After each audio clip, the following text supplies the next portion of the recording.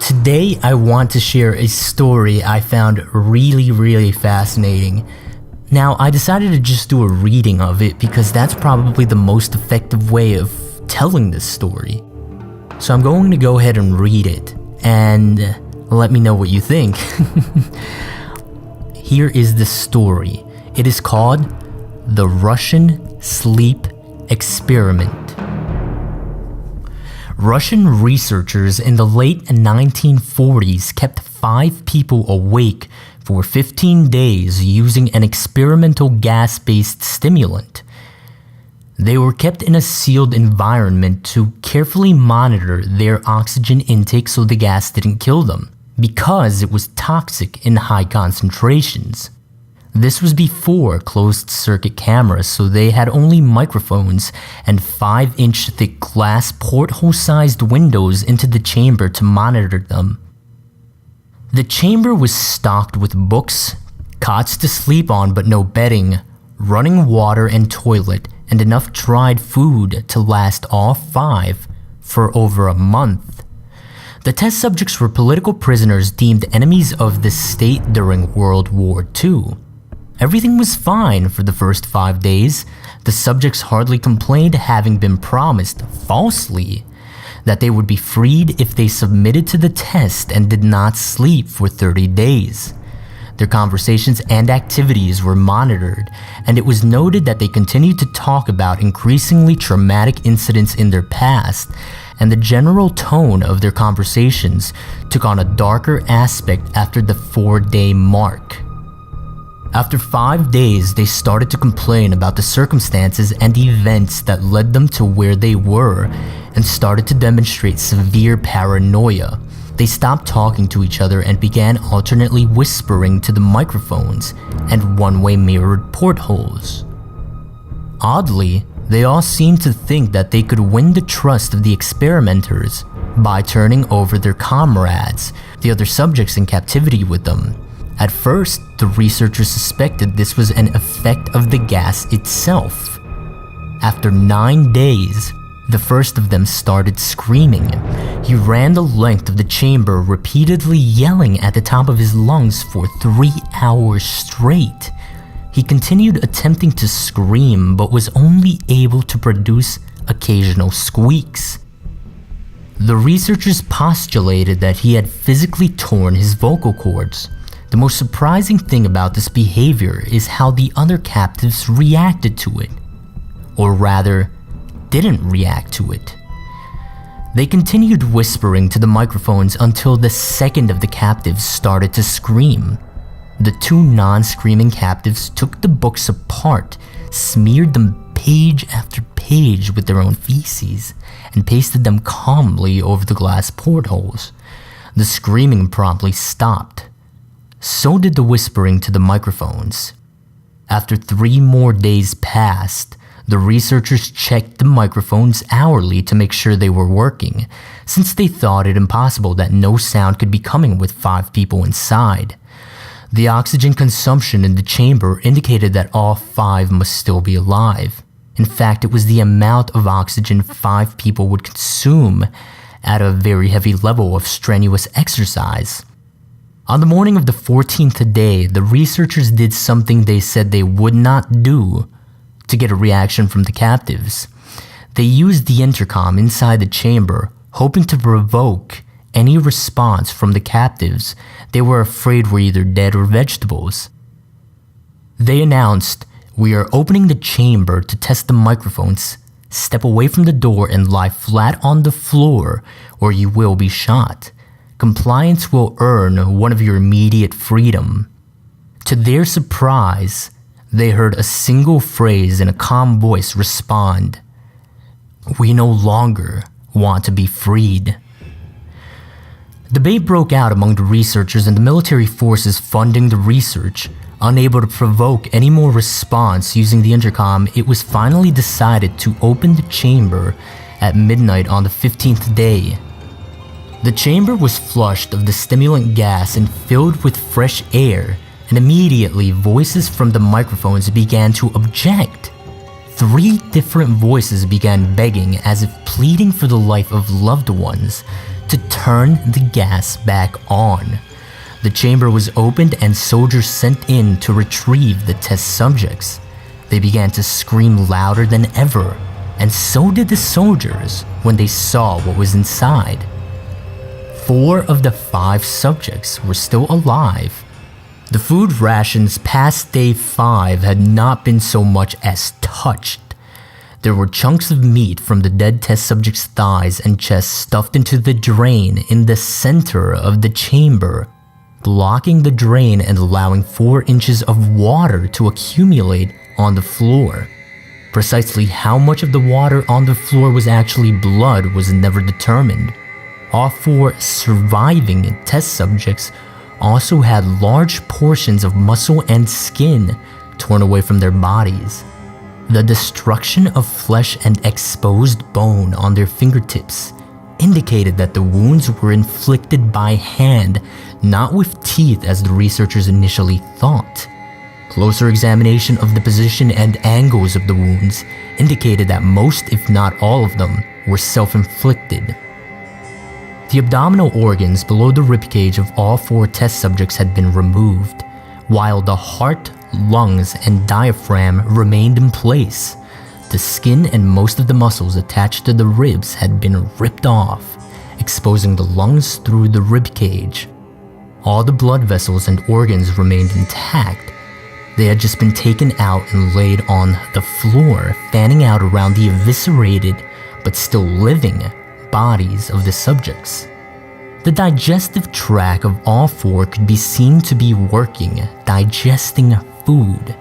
It quickly became apparent that what they were digesting was their own flesh that they had ripped off and eaten over the course of days.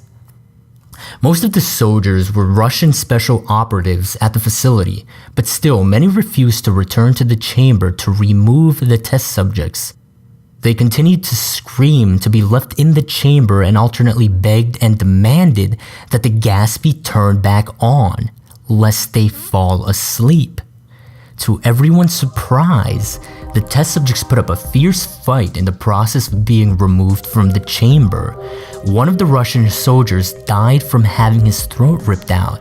Another was gravely injured by having his testicles ripped off and an artery in his leg severed by one of the subject's teeth. Another 5 of the soldiers lost their lives if you count ones that committed suicide in the weeks following the incident. In the struggle, one of the 4 living subjects had his spleen ruptured and he bled out almost immediately. The medical researchers attempted to sedate him, but this proved impossible. He was injected with more than 10 times the human dose of a morphine derivative and still fought like a cornered animal, breaking the ribs and arm of one doctor. His heart was seen to beat for a full 2 minutes after he had bled out to the point there was more air in his vascular system than blood.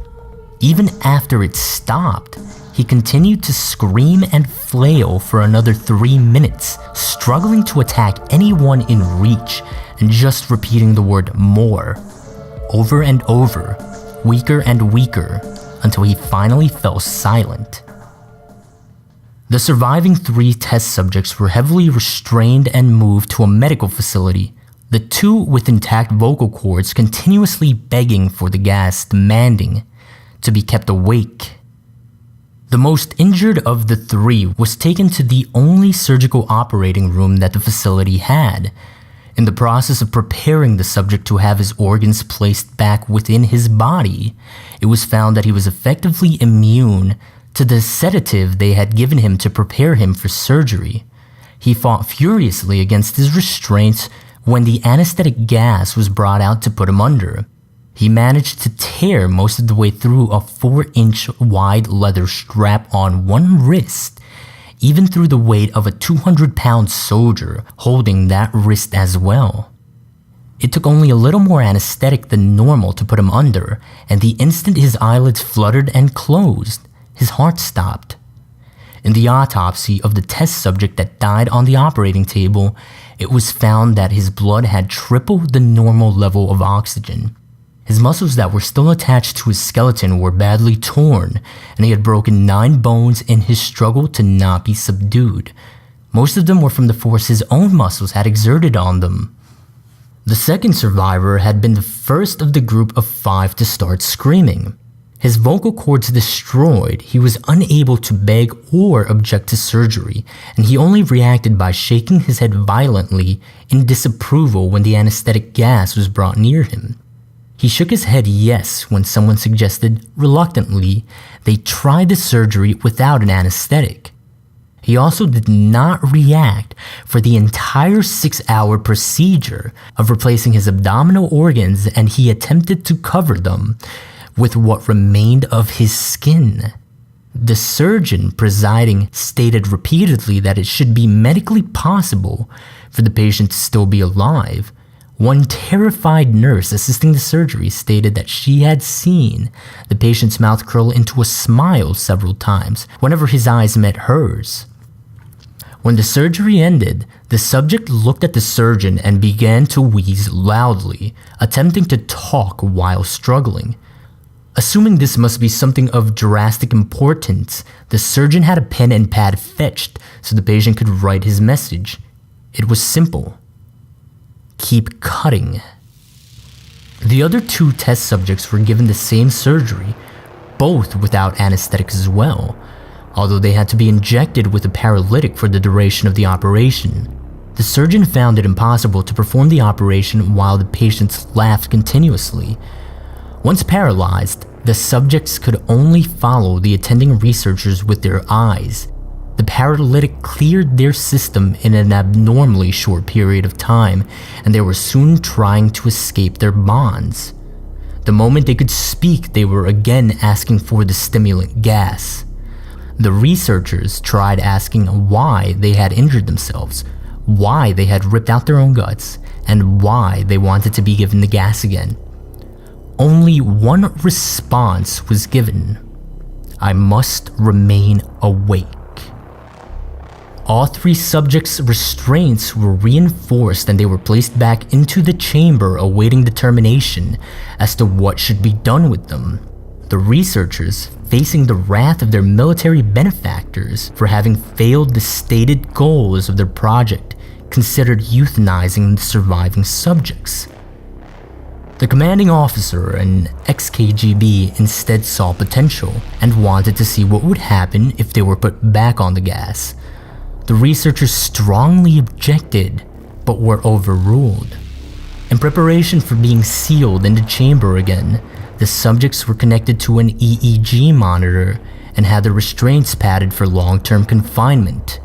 To everyone's surprise, all 3 stopped struggling the moment it was let slip that they were going back on the gas. It was obvious that at this point all 3 were putting up a great struggle to stay awake. One of the subjects that could speak was humming loudly and continuously. The mute subject was straining his legs against the leather bonds with all his might, first left, then right, then left again for something to focus on. The remaining subject was holding his head off his pillow and blinking rapidly. Having been the first to be wired for EEG, most of the researchers were monitoring his brainwaves in surprise. They were normal most of the time, but sometimes flatlined inexplicably. It looked as if he were repeatedly suffering brain death before returning to normal. As they focused on the paper scrolling out of the brainwave monitor, only one nurse saw his eyes slip shut at the same moment his head hit the pillow. His brainwaves immediately changed to that of deep sleep and then flatlined for the last time as his heart simultaneously stopped. The only remaining subject that could speak started screaming to be sealed in now. His brainwaves showed the same flat lines as the one who had just died from falling asleep. The commander gave the order to seal the chamber with both subjects inside, as well as 3 researchers. One of the named 3 immediately drew his gun and shot the commander point blank between the eyes, then turned the gun on the mute subject and blew his brains out as well. He pointed his gun at the remaining subject, still restrained to a bed, as the remaining members of the medical and research team fled the room. I won't be locked in here with these things. Not with you, he screamed at the man strapped to the table. What are you? He demanded. I must know. The subject smiled. Have you forgotten so easily? The subject asked. We are you. We are the madness that lurks within you all, begging to be free at every moment in your deepest animal mind. We are what you hide from in your beds every night. We are what you sedate into silence and paralysis when you go to the nocturnal haven where we cannot tread. The researcher paused, then aimed at the subject's heart and fired. The EEG flatlined as the subject weakly choked out. So nearly free.